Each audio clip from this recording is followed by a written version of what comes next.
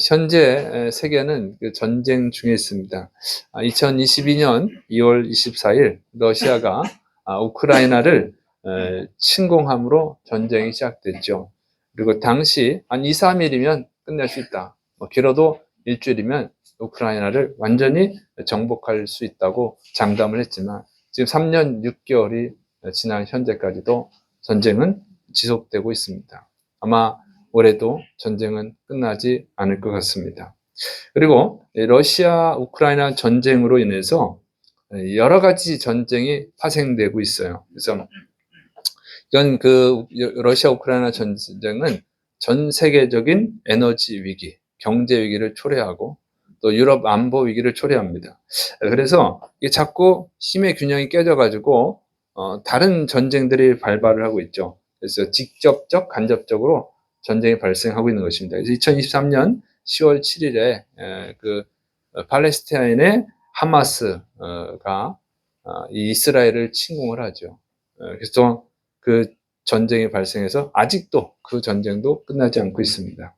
그리고 이 하마스가 또 이스라엘 침공한 것에 대해서 레바논의 헤즈볼라 단체가 또 이 하마스를 지원해가지고 이스라엘을 또 공격을 하고 그러죠. 그래서 2024년 9월에 이스라엘이 하마스를 지원하는 헤즈볼라를 레바논을 아주 대대적 공습을 했습니다. 대규모 폭격을 했어요. 그런 상황이 발생을 했고 또 2024년 12월 8일에는 시리아의 반군이 시리아 정부군 아사드가 이끄는 시리아 정부군을 정복했습니다. 그래서 아사드가 러시아로 망명을 했죠. 근데 이게 다 그 전쟁 여파라고 하는 거예요. 왜냐면 시리아는 2015년부터 내전이 발생을 했습니다. 근데 러시아가 계속 지원을 해줘가지고 아사드 정권이 유지하고 있었는데 러시아가 우크라이나 전쟁에서 어려움을 겪다 보니까 예상했던 것처럼 빨리 전쟁을 끝내지 못하니까 거기다가 화력을 쏟아붓다 보니까 시리아를 지원할 힘이 없어요. 여력이 없어요. 그 틈에 이제 반군이 반격을 하니까 결국은 시리아 정권이 무너진 것입니다. 그래서 만약 러시아가 우크라이나를 침공하지 않았다면 발생하지 않았을 일이죠. 또 이제 2026년 1월 3일에 이제 미국이 베네수엘라의 수도 카라카스를 공습을 하고 또 마두로 대통령을 체포해서 미국으로 데려갔습니다. 이런 것도 마찬가지예요. 러시아가 지금 베네수엘라는 친한데 지원할 힘이 없어요. 지금 거기다 힘을 쏟을 수가 없는 상황이에요. 만약 미국의 심기를 건드렸다가 미국이 다시 우크라이나를 전격적으로 지원해 준다 그러면 전쟁이 또 문제가 생기겠죠. 그리고 지금 러시아가 이기고 있는데 또 전쟁의 양상이 또 달라질 거예요. 그다음에 또 2026년 1월 현재 또 이란에서 시위가 발생을 하고 그래서 그 군경이 아주 잔혹하게 진압을 해서 사망자가 2만 명이 넘었다는 뉴스가 나오고 있는 상황입니다. 이 상황에 대해서 미국의 트럼프 대통령이 이란을 공습할 수도 있다. 이런 얘기를 하고 있어요. 그래서 또 어떤 형태로 발전할지 모릅니다. 또 태국과 캄보디아 전쟁도 발생을 했었고 이런 것들을 보면 러시아 우크라이나 전쟁으로 인해서 여러 가지 지금 문제들이 발생하고 있음을 알 수가 있죠. 또 장기화된다 그러면 어떻게 될까요? 우리 한국에도 영향을 끼치겠죠. 러시아가 우크라이나 전쟁에 집중하고 있는 동안에 이 러시아의 동맹들, 우호국들을 지원을 못하다 보니까 힘을 잃어버리거나 아니면 망해가거나 그런 일이 발생하는데 지금 이런 틈을 타서 미국이 자신들의 그 세력을, 영향력을 확대하고 있죠. 그래서 지금 미국에서는 이런 걸 한단 말이에요. 자꾸 그린란드도 우리 땅이다. 차지하려고 그러고 이러고 있습니다. 이렇게 하다 보면 똑같은 거예요. 미국의 힘이 분산이 돼버리면 러시아의 힘이 분산이 되니까 못하니까 이렇게 우호국 동맹국들 지원을 못하고 있잖아요. 미국이 힘이 남미 쪽으로 또 북극권 쪽으로 자꾸 이게 힘이 분산되다 보면 그러면 그동안에 미국이 지원하던 나라들의 공백이 생기잖아요. 그러니까 우리나라 공백이 생기겠죠. 그러면 그 틈을 이용해서 또 북한이 도발할 수도 있습니다. 또 중국은 어떻게 하겠어요? 계속 미국의 힘이 커지는 걸 그대로 보고만 있을 수는 없죠. 반격을 하겠죠. 그리고 또 미국이 이렇게 힘이 약해지면 분산이 돼버리면 중국이 지원하는 거, 대만을 침공하는 거, 뭐 장담하고 있는 거, 정말 그것이 현실화 될 수도 있어요. 또 다른 전쟁이 발생할 수 있겠죠. 그리고 러시아가 만약 우크라이나 전쟁에서 승리한다거나 아니면 휴전하게 된다면 다시 또 힘을 키워서 빼앗겼던 것을 다시 찾으려고 하겠죠. 이렇게 본다 그러면 현재 전쟁은 러시아 우크라이나 전쟁은 세계 제3차 대전을 향해서 나가는 것일 수 있다. 저는 이렇게 판단합니다. 이렇게 보여져요. 제가 볼 때는 이 전쟁이 러시아 우크라이나 전쟁뿐만 아니라 전 세계적인 전쟁으로 정말 제3차 세계대전으로 확대될 수 있다. 이렇게 보여집니다. 그리고 그것은 또 영적으로 보면 이것은 요한계시록에 예언되어 있는 마지막 종말일 수도 있다. 이렇게 보여집니다. 그래서 우리가 정신을 바짝 차리고 이 세상이 어떻게 돌아가는지 여러분 우리나라 상황만 보지 말고 전 세계 상황을 좀 보면서 우리가 대처를 해야 되는 것이죠. 그래서 인류 역사를 보면 이런 전쟁이 안 일어났으면 좋겠죠. 안 일어나기를 바라지만 그건 불가능한 거예요. 인류 역사에서 전쟁이 없었던 적은 없어요. 계속 전쟁은 진행이 됩니다. 그래서 어떤 분들은 전쟁을 피하기 위해서 중립국으로 있으면 좋지 않겠냐. 그러니까 이쪽 편도 안 들고 저쪽 편도 안 들고 중립으로 있으면 전쟁이 안 날 것이냐. 이렇게 말하는 분들도 있는데 그것은 역사를 모르는 순진한 생각이죠. 중립국이라고 해서 전쟁이 안 일어나는 것이 아니에요. 세계 역사를 보면 중립국을 선언했지만 그러나 침공받은 나라들이 있어요. 그러면 벨기에가 중립국인데 침공을 받고 또 룩셈부르크도 중립국인데 침공을 받고 네덜란드도 덴마크도 노르웨이도 다 중립국이었는데 침공을 받았습니다. 심지어 우리나라도 그렇죠. 고종 황제가 대한제국을 만들고 중립국을 선언했습니다만은 일본에 의해서 우리가 강제 점령을 당했죠. 그래서 뭐 중립국이라고 하면 전쟁이 안 일어나는 게 아니에요. 너무 순진한 생각이고 최근에는 그 스웨덴과 핀란드가 중립국인 것을 버리고 나토에 가입을 했죠. 왜 그렇습니까? 러시아가 막 이렇게 침공하니까 불안한 거예요. 중립국 했다고 보장이 되는 게 아니거든요. 왜 그러냐면 이것은 뭐 그 이념의 문제가 아니에요. 전쟁이라고 하는 건 이념의 문제가 아니에요. 공산주의냐 사회주의냐 민주주의냐 이런 문제가 아닌 거예요. 왜냐면 공산주의 국가끼리도 싸우죠. 베트남하고 중국하고도 싸웠고 또 민주주의 국가끼리도 싸워요. 그건 이념의 문제가 아니고 전쟁은 이익의 문제예요. 국가에 어떤 이익이 되느냐 손해가 되느냐. 자기한테 이익이 되면 얼마든지 침공할 수 있어요. 손해가 되면 침공하는 것이지. 그러니까 너무 순진한 생각을 하면 안 돼요. 전쟁이 안 일어나기를 바라는 것은 너무 순진한 생각입니다. 그나마 전쟁이 더디 일어나게 전쟁을 좀 지연시킬 수 있다는 것은 뭐냐면 강대국이 되는 거죠. 강자를 누가 공격하겠어요? 약자를 공격하는 것이지. 깡패도 약한 사람을 빼앗는 거지 자기보다 강한 사람한테 빼앗지 않는다. 나라가 똑같아요. 나보다 약하고 나한테 뭔가 이익이 되면 뺏으려고 그러는 거고 침공을 하는 것이고 나보다 강하면 당연히 침공 안 하죠. 침공했던 내가 더 큰 손해를 보니까 그렇게 안 하죠. 좀 만만해 보이고 약해 보이고 또 약점이 보이고 그러면 이제 침공을 하는 거예요.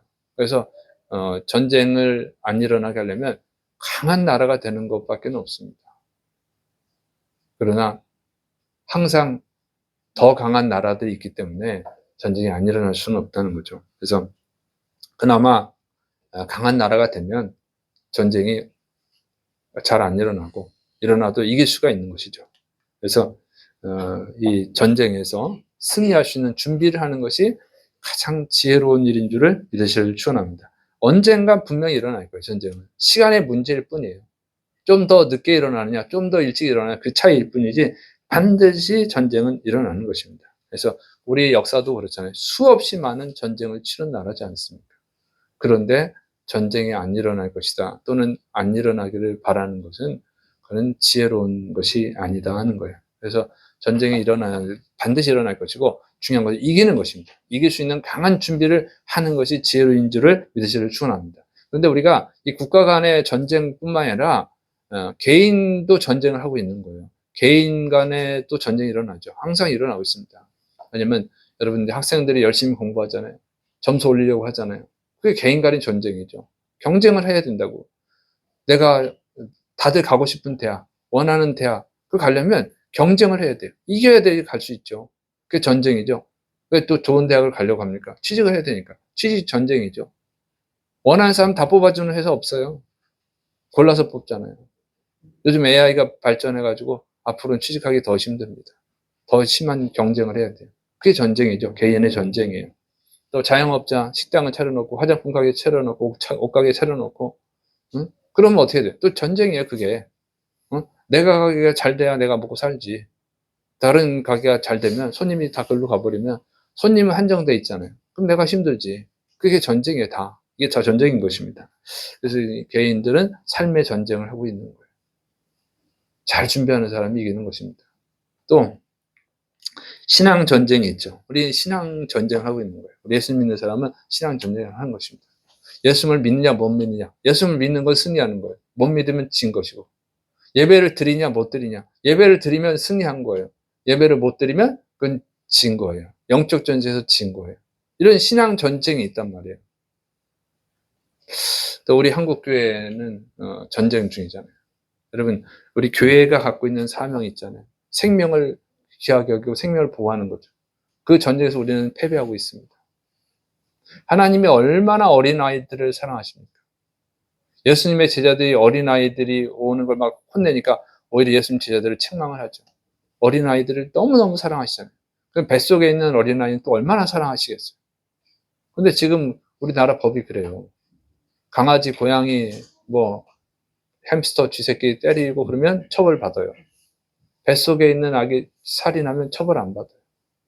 우리 기독교가, 한국 교회가 지고 있는 거예요. 어? 뱃속에 있는 어린애를 보호하지 못하잖아요, 우리 교회가. 우리 한국 교회가. 이 영적 전쟁에서 지고 있는 거죠. 또 하나님 동성애를 아주 미워하죠. 하나님의 창조 질서에 어긋나고, 하나님이 더럽게 가증하게 여기는 게 동성애입니다. 우리는 그 동성애를 막아야 되는데, 지금 한국 사회에서 동성애가 확산이 되고 있고, 이제 동성애를 나쁘다고 말하면 처벌하는 법이 만들어지기 직전에 있어요. 그러면 우리는 지는 거죠. 동성애가 확산되면 그 사람들 다 지옥 갈 겁니다. 우리 영혼을 구원해내야 되는데 그들이 지옥 가게 될 거예요. 이런 걸 보면 우리 한국교회가 지고 있다는 거예요.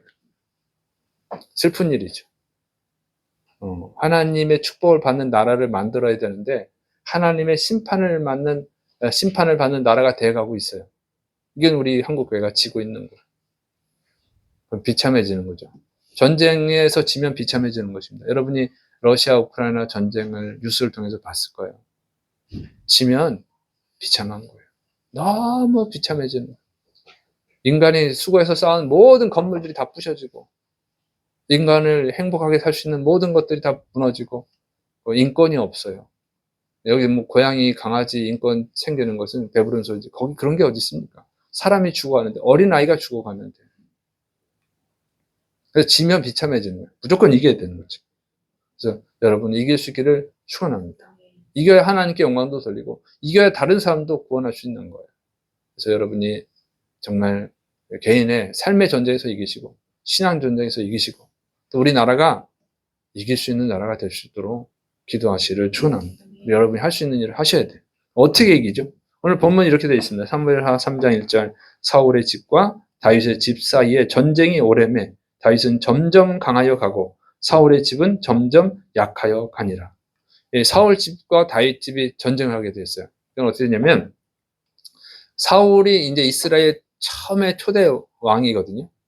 그런데 이 사울이 블레셋과의 전쟁에서 패배를 합니다. 그래서 자살을 해요. 더 이상 자기가 체포당하고 능욕을 당할 것이 두려워서 그냥 자살해버려요. 그래서 사울 왕이 죽으니까 어떻게 되면 이스라엘 나라가 통일 왕국이었는데 나눠지죠. 유다 지파와 이스라엘 다른 지파의 나라로 나눠져요. 그래서 유다 지파에서는 다윗이 왕이 되고 다른 이스라엘 지파들은 사울 왕의 아들 이스보셋이 왕이 돼요. 그래서 이렇게 두 나라가 된 거예요. 이스라엘이 한 나라에서 이제 다윗 왕국과 사울 왕국 두 개의 왕국이 됐어요. 그래서 전쟁을 하는 거예요. 7년 동안 전쟁을 하게 됩니다. 자, 그런데 이 전쟁하는 동안 다윗의 왕국은 점점점 강해지는 거예요. 그 사울 왕국은 점점점 약해집니다.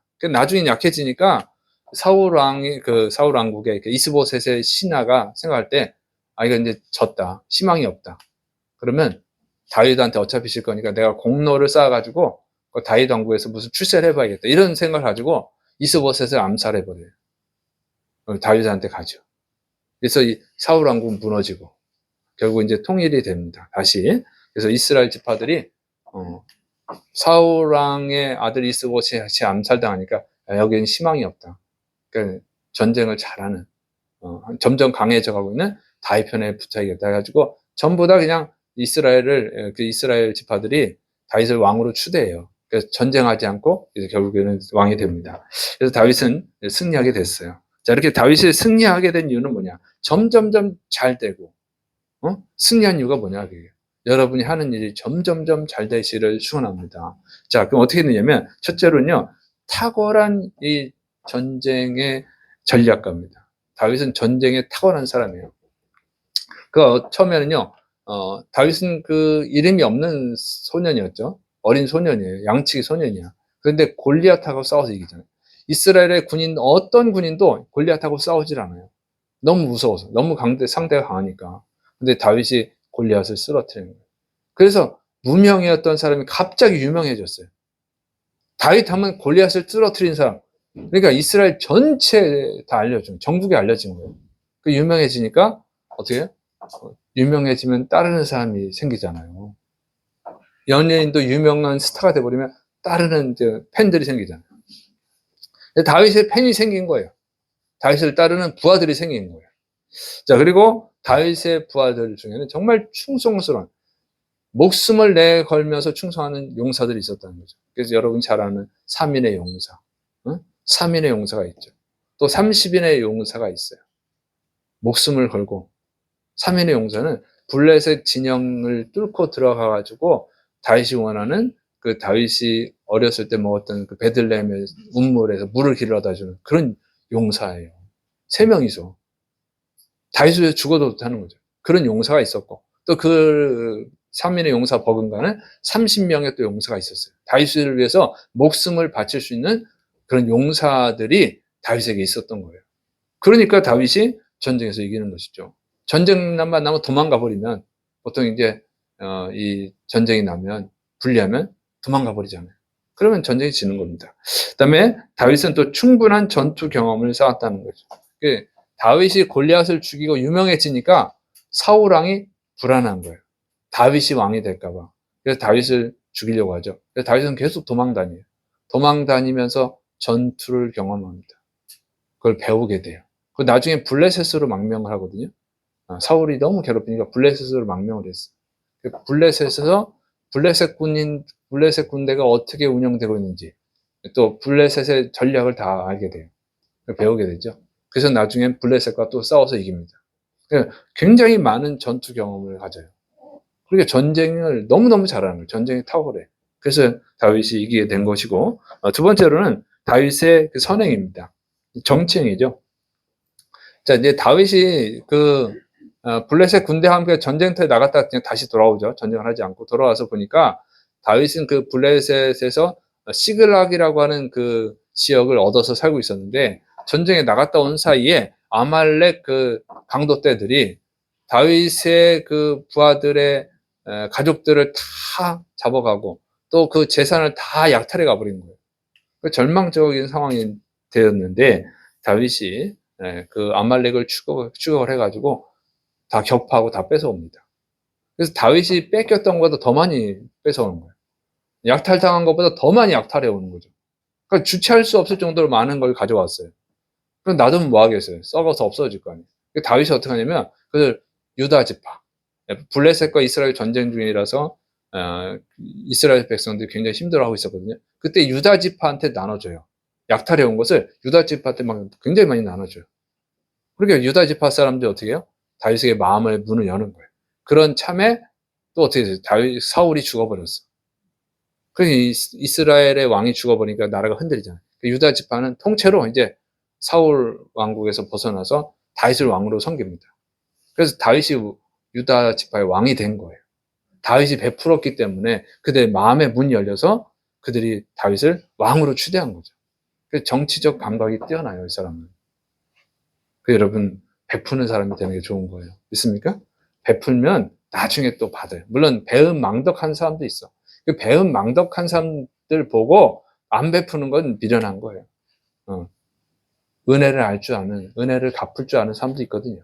그래서 다윗은 그 나쁜 놈들도 있겠지, 물론. 그런 거 신경 쓰지 않고 베풀었더니만 결과적으로 그 사람들이 다윗을 왕으로 모셔드린 거예요. 그래서 왕이 되어서 거기서 기초를 다지고 기반을 닦아가지고 나중에 어떻게 해요? 이스라엘 전체 왕이 되잖아요. 그래서 여러분 자꾸 베푸시는 게 좋은 겁니다. 믿습니까? 뭔가 하나 얻어먹는 걸 좋은 게 아니에요. 얻어먹으면 꼭 갚으세요. 예수 믿는 사람이 하나님이 아버지고 가장 큰 부자가 아버지가 하나님인데 우리 자꾸 얻어먹어. 창피하게. 그리고 받으면 베풀 줄 알아야지. 갚을 줄 아는 거예요. 그런 게 지혜로운 겁니다. 믿습니까? 그래서 자기 능력 안에서, 물론 자기 능력 안 되는 데서 하라는 건 아니고 자기 능력 되는 한에서 베풀고 또 받은 게 있으면 갚아주고 그게 지혜로운 것입니다. 자, 이렇게 잘했고, 세 번째는 뭐냐면 하나님의 은혜를 받은 거죠. 그래서 사실은 이제 군사적 탁월함 또 정치적 탁월함 이게 있었지만 근본적인 건 그것이 아니에요. 근본적으로 그것도 물론 필요했지만 근본적인 것은 하나님의 은혜입니다. 자, 사무엘하 8장 14절 다윗이 에돔에 수비대를 두되 온 에돔에 수비대를 두니 에돔 사람이 다 다윗의 종이 되니라. 다윗이 어디로 가든지 여호와님께서 이기게 하셨더라. 역대상 18장 6절 다윗이 다메섹 아람의 수비대를 두매 아람 사람이 다윗의 종이 되어 조공을 바치니라. 다윗이 어디로 가든지 여호와님께서 이기게 하시니라. 성경은 뭐라고 하냐면 다윗이 점점 강해지고 이겼는데 그 이기게 된 것이 하나님이 이기게 하셨다 이렇게 기록하고 있는 거예요. 하나님이 이기게 하셨기 때문에 이겼다는 거예요. 외부적으로 인간적으로 늘어볼 때는 다윗이 군사적으로 탁월하고 정치적으로 탁월해서 이긴 것 같지만 여러분 아무리 탁월해도 하나님이 이기게 해주셔야 이기는 거예요. 인간의 탁월함이 있어도 그런 선이 있잖아요. 넘지 못하는 선이 있는 거예요. 그걸 어떻게 넘어가겠어요?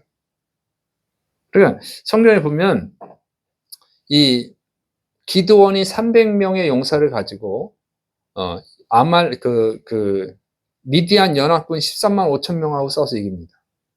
여러분 300명으로 13만 5천 명하고 싸워서 이길 수가 있어요? 불가능하잖아요. 하나님이 이기게 해주셨으니까 이긴 거지. 정말로 무기가 탁월하고 전략이 탁월해서 이길 수 있다 하더라도 또 이런 건 있어요. 아수르 군대가 히스기야 왕을 침공을 하거든요. 그때 어떻게 되냐면 아수르 군대가 18만 5천 명의 군대를 이끌고 남유다를 침공을 한 거예요. 남유다 여러 성을 다 정복합니다. 남은 게 예루살렘 하나예요. 예루살렘 성만 정복되면 완전 망하는 거예요. 그런데 막을 힘이 없어. 그래서 아수르 왕 사네립이 조롱을 하죠. 너가 말 탈 군인 2천 명만 있으면 내가 말 2천 마리 줄게. 그 2천 마리 갖고 싸워라. 조롱을 하는 거예요. 그런데 히스기야는 아무 대꾸도 할 수 없어요. 군사가 없거든. 이미 전쟁 중에서 많이 죽었어. 싸울 힘이 없어요. 그런데 히스기야가 이깁니다. 어떻게 이기냐면 히스기야가 하나님께 기도하죠. 하나님이 죽음의 천사를 보냈어요. 18만 5천이 하룻밤에 다 죽어버렸어. 아니 죽음의 천사가 하룻밤에 다 죽였는데 어떻게 이길 수 있겠어요? 아수르가. 그러니까 18만 5천 명의 군대가 하룻밤에 다 죽어버렸어. 그래서 히스기야는 싸우지도 않고 이기죠. 그러니까 하나님이 이기게 하시면 이기는 거예요. 응? 우리는 그 하나님의 역사를 보지 못하니까 세상 사람들은 그냥 눈에 보이는 것만 갖고 분석을 한단 말이야. 이래서 이겼다 저래서 이겼다 하는데 그건 그냥 인간의 분석일 뿐이야. 하나님이 이기게 하시면 이기는 줄을 믿으시를 축원합니다.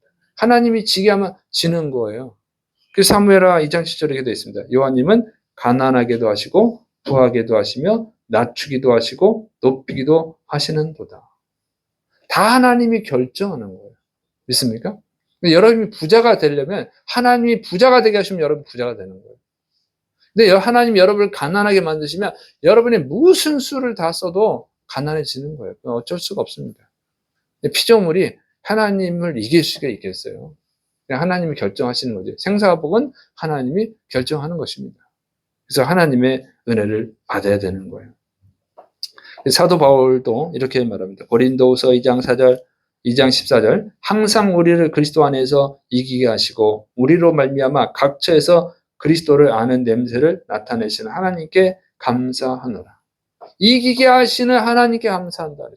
하나님이 이기게 해주셔야 이기는 거예요. 여러분, 하나님이 여러분을 이기게 해주시는 그런 은혜를 받기를 축원합니다. 자, 그런데 모든 사람이 이런 은혜를 받을 수 있는 건 아니잖아요. 자, 하나님은 왜 항상 다윗을 이기게 하셨을까요? 그러면 좋겠죠. 어떤 강사가 이런 강의를 하더라고. 딸이 이혼을 고민할 때 엄마가 그러니까 내가 결혼하지 말라고 그랬지. 왜 해가지고 그 고생이야. 이렇게 하는 엄마가 있고 또 어떤 엄마는 네가 이혼해도 내 딸이고 네가 이혼 안 해도 내 딸이다. 응? 네가 그거를 얼마나 오랫동안 속상하게 했겠냐. 근심했겠냐. 나는 그게 마음이 아프다. 응? 어쨌든 너는 내 딸이다. 엄마는 항상 네 편이다. 이런 식으로 말하는 엄마가 있다는 거예요. 어떤 엄마가 감동을 줍니까? 항상 네 편이다. 너는 항상 내 딸이고 나는 항상 네 엄마다. 이런 엄마가 감동을 주죠. 사람 말 참 잘해야 돼요. 그런데 이런 식으로 하나님이 항상 나는 네 편이야. 이러면 얼마나 좋을까요? 얼마나 감동이 될까요? 하나님이 항상 나는 네 편이야. 그러면 그 사람은 항상 이기겠죠. 우리가 그런 걸 기대하는 거예요. 어떤 분은 있잖아요. 하나님은 내 편이야. 이런 말을 하는 분들이 있어요. 여러분 감동은 되지만 그것은 올바른 것은 아니에요. 왜냐하면 하나님이 항상 내 편이 될 수는 없어요. 왜냐하면 우리는 인간이잖아요. 인간은 죄인이잖아요. 인간은 죄를 지어. 죄를 짓는데도 하나님이 내 편이 되시겠어요? 그럼 하나님이 죄를 짓는 거지. 내가 죄를 범했는데 하나님 내 편이 되시면 하나님 죄인의 편이 되는 거잖아요. 하나님이 죄인이 되는 거예요. 그러면 그렇게 하시겠어요? 내가 도둑질을 하는데 하나님이 내 편이 되셔 도둑질을 잘하게 해주죠. 그런 일이 있을 수 있겠어요? 그건 잘못된 신앙이죠. 오늘날은 사람들이 너무 감정적이야. 옳고 그름을 따지잖아요. 공의가 뭔지 정의가 뭔지 따지지 않아. 항상 누가 내 편이 되기를 바라죠. 그래서 사회가 이상해져 가는 거예요. 감동을 준다고 해서 그게 올바른 건 아니에요. 여러분, 부모가 무조건 자식 편이 되면 어떻게 되겠습니까? 그 자식 제대로 크겠습니까? 식당에서 막 떠드는 애들 있죠? 다른 사람들 식당에서 조용해야지. 그러면 경우가 있는 부모는 자기 자식을 조용히 시킬 텐데 요즘은 안 그런 부모들 있어요. 왜 내 자식한테 뭐라 그러냐고 막 소리 지르. 그럼 그 아이가 바르게 자라겠어요? 식당에서 사람들이 다 신발 벗고 앉아서 먹는 그 식당에서 애가 신발 신고 막 돌아다녀. 신발 신고 그 마루 밑으로 내려갔다가 땅 밟았다가 다시 올라오고 이러면 또 누가 뭐라 그러면 애 좀 그렇게 하지 말라고. 왜 내 자식한테 뭐라고 하냐고. 이런 부모가 있어요. 몰상식한 거죠. 사회 질서를 어기는 거예요. 그럼 그 아이들이 어떻게 자라겠어요? 남 신경 안 쓰고 남한테 피해 주는 거 신경 안 쓰고 범죄자가 됐거든요. 범죄자가 안 되더라도 다른 사람한테 어울릴 수 없는 인간관계에 심각한 문제가 발생할 것입니다. 그건 지혜로운 게 아니에요. 미련한 거예요. 요즘 그 경우 없는 미련한 부모들이 늘어나고 있다는 거죠. 항상 엄마는 내 편이. 그러기엔 그 아이가 잘 자라겠어요. 잘 원인을 분석해서 잘 살게 해줘야지. 그게 이혼이 많이 늘어났잖아. 무조건 네 편이야. 그러면 네가 잘못한 거 하나도 없어. 다 남이 잘못한 거야. 근데 그 상대방 부모도 네가 잘못한 거 하나도 없어. 다 그 상대방이 잘못한 거야. 이 사회가 어떻게 돌아가겠어요? 근데 신앙생활도 그렇게 하려고 그래요. 항상 하나님 내 편이 되주길 바란다. 그런 일은 없어요. 그렇게 하나님이 하시지를 않습니다. 하나님은 악한 신이 아니에요. 선한 신이지. 그 신앙을 잘못 가지면 안 됩니다. 그러니까 내가 교회 열심히 다니는데, 내가 헌금하는데, 내가 봉사하는데 왜 하나님이 내 편을 안 들어주시지? 그래서 시험에 들고 낙심하고 그러면 그래봐야 뭐 하겠어. 삶이 안 변하잖아. 안 변하잖아요. 삶이 변하지 않는다고. 하나님 절대 안 도와주시거든요. 뭐가 잘못된? 근데 하나님은 항상 다윗은 이기였습니다. 뭐가 다른 것이죠? 뭐가 다른 차이가 있을까요? 다윗은요, 다른 면이 있어요. 보통 사람들은 문제를 일으키고 하나님의 도움을 구합니다. 자기가 문제를 일으켜 놓고 하나님이 문제를 해결해 주세요. 이렇게 기도하잖아요. 기도하는 이유가, 자, 예를 들어서 사업을 했어요. 사업을 할 때는 기도하지 않아요. 사업이 잘 되면 기도 안 해요. 사업이 안 돼. 그럼 하나님 도와달라고 기도하는 거지. 사업이 안 돼요. 어려워 죽겠어요, 지금. 미칠 것 같아요. 하나님 도와주세요. 이렇게 기도합니다. 국회의원이나 대통령 선거에 나갑니다. 출마합니다. 그리고 이길 것 같으면 기도하죠. 자, 질 것 같아. 지금 돈을 엄청나게 쏟아 부었는데 지고 막 망할 것 같아. 하나님 도와주세요. 막.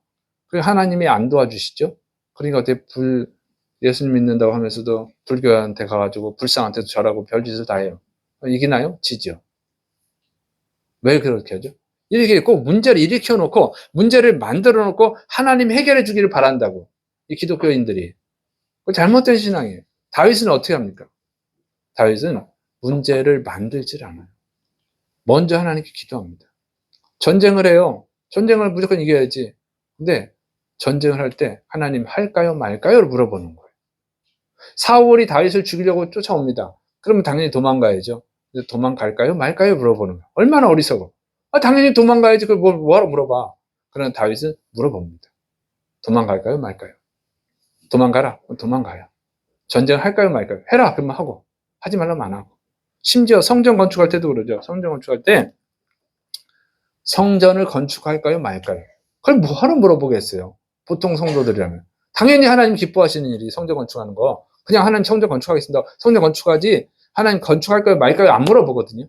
근데 다윗은 그걸 물어보는 거예요. 하나님 성전을 건축할까요 말까요? 하지 마라. 네, 알겠습니다.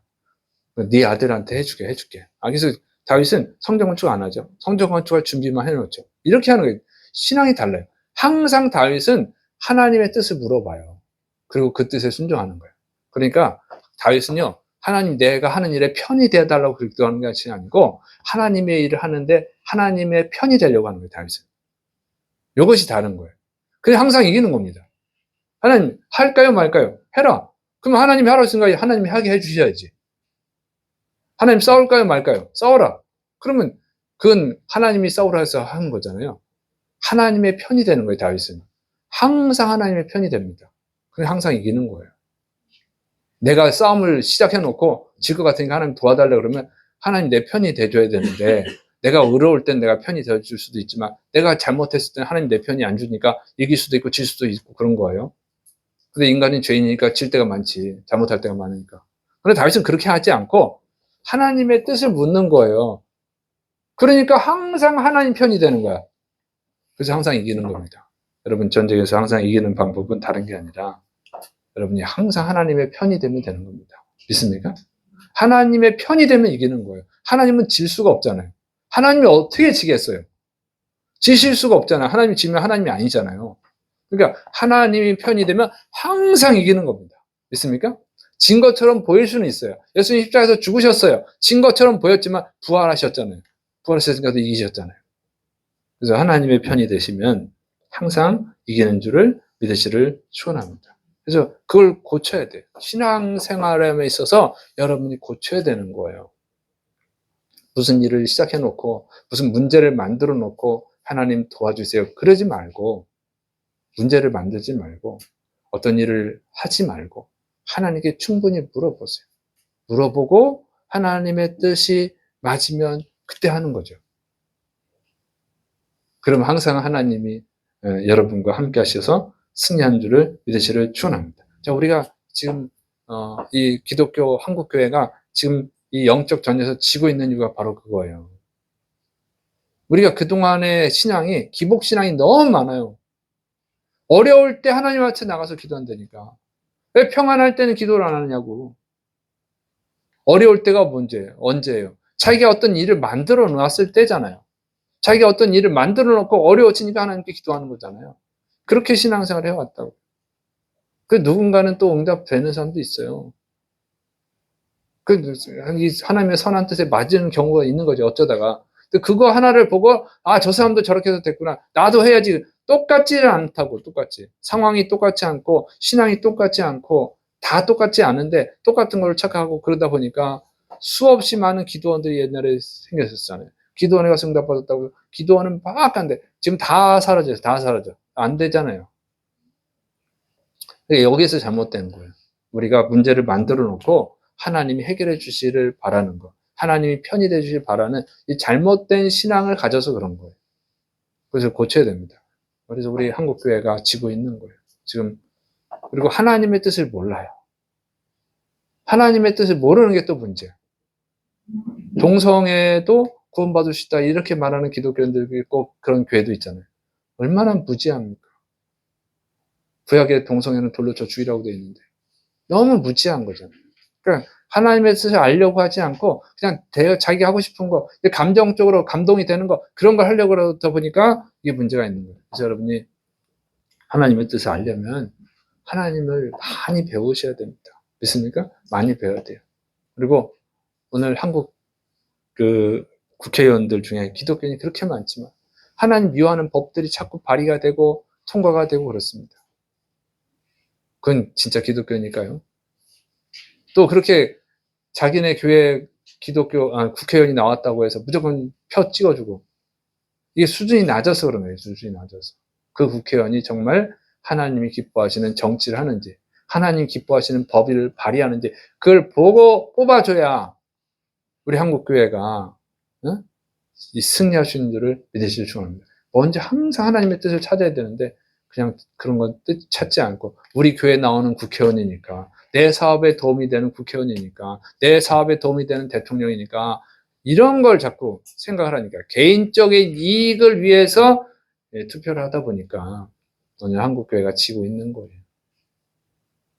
그래서 우리는 하나님이 내 편이 돼주기를 바라지 말고 우리가 하나님의 편이 돼야 될 줄을 믿으시기를 축원합니다. 여러분은 지금 하나님의 편이십니까?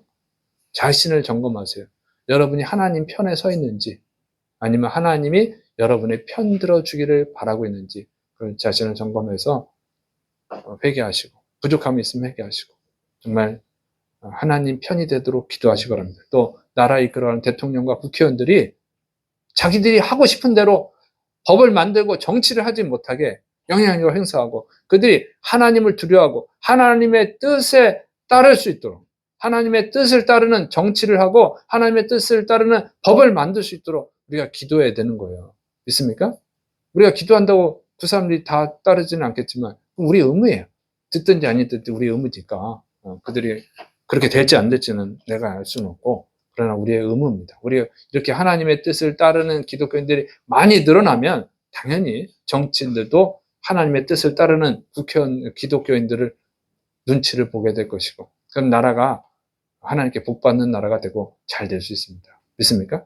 많아져야지. 그러니까 하나님 편이 되는 그리스도인들이 많아질 때 여러분 다윗이 복을 받은 것처럼 우리나라가 복을 받게 될 줄을 믿으시기를 축원합니다. 먼저 여러분 한 사람이 하나님의 편이 되시기를 축원합니다. 기도하겠습니다. 사랑이 많으신 하나님 아버지, 우리가 누구의 편입니까? 누구 편에 서 있습니까?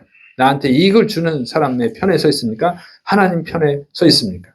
또 나는 하나님의 편이 되기 원합니까? 하나님이 내 편이 되기를 원합니까? 전에 자신을 점검하고 회개하고 하나님 편이 되는 그리스도인들이 되게 하여 주옵시고 우리 교회가 또 우리 한국 교회가 하나님의 편이 되는 교회가 되게 하여 주시옵소서. 또 기도합니다. 이 시간에 기도할 때도 아픈 부위에 손 주시기 바랍니다. 주여 이 시간에 주의 백성들을 치료하여 주시옵소서. 예수님의 십자가의 보혈로 모든 더러운 질병을 고쳐 주시옵소서. 지금 아픈 부에 손 얹었습니다. 예수님의 피 묻은 손으로 그 손을 포개어 주셔서 예수님이 친히 안수하시고 치료하여 주시옵소서. 이제 내가 예수님의 이름으로 저주하노니 주의 백성을 괴롭히는 더러운 질병은 떠나갈 지어다. 주님이 치료하심을 믿습니다. 치료해 주셔서 하나님의 살아계심을 체험하고 예수님이 구원자라고 하는 확신을 가지고 또 담대하게 전도하고 하나님께 영광 돌리게 하여 주시옵소서. 또 삶의 어려운 문제들이 있습니까? 이제 자기 뜻대로 그것을 해결하려고 하지 않고 하나님의 뜻을 묻고 하나님의 뜻에 순종하면서 그 문제들을 해결해 나갈 수 있도록 역사하여 주시옵소서. 주님께서 승리를 주실 줄로 믿습니다. 이러시 믿고 예수님의 이름으로 감사하며 기도드립니다. 아멘. 네, 이제 합심해서 기도합니다. 기도할 때 여러분이 누구 편인가? 자꾸 하나님 내 문제를 해결해 주세요. 해결 안 돼요. 절대 안 돼요. 하나님의 뜻에 맞지 않는 건 절대 하나님이 들어주지 않는다. 하나님은 악한 신이 아니기 때문에 절대 하지 않아요. 그래서 이 문제를 하나님의 시각으로 보고 성경적 시각으로 봐서 문제의 잘못이 뭔지를 발견하고 그것을 고칠 수 있도록, 그리고 또 이제부터는 여러분이 문제를 만들어 놓고 하나님이 해결해 주시기를, 뒤처리를 해주기를 바라지 말고 먼저 하나님의 뜻을 묻고 그 뜻에 순종하는 자가 되도록 기도하시기를 바랍니다. 기도하겠습니다. 할렐루야. 사랑이 많으신 하나님 아버지, 오늘도